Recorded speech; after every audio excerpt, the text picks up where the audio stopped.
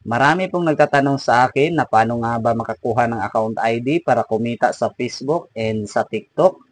Well, simple lang po, no? Para makakuha kayo ng account ID, para makastart kayo to earn 20,000 up to 50,000 using your leading social media accounts. Ang gagawin mo lang, dapat makapag-comment ka sa ibaba ng video na ito and dapat ma-reach out mo ako sa aking messenger or makapag-direct message ka para mabigyan kita sa buong detalye and makapag-attend ka sa aming online screening for you to able to understand and para ma-discuss lahat sa iyo kung ano yung mga benefits, ano yung kailangan natin na gawin para makakuha ka ng account ID. And good news, free lang po ang ating online screening para makapag-attend ka po. And after that, pwedeng-pwede ka nang makapagsimula as a virtual associate sa aming company para kumita ka ng additional income using your social media accounts. Kagandahan pa, once ma-qualified ka na dito, mag-copy and paste ka lang at mag-set ng appointment to our local at international client, and all script are provided na po sa team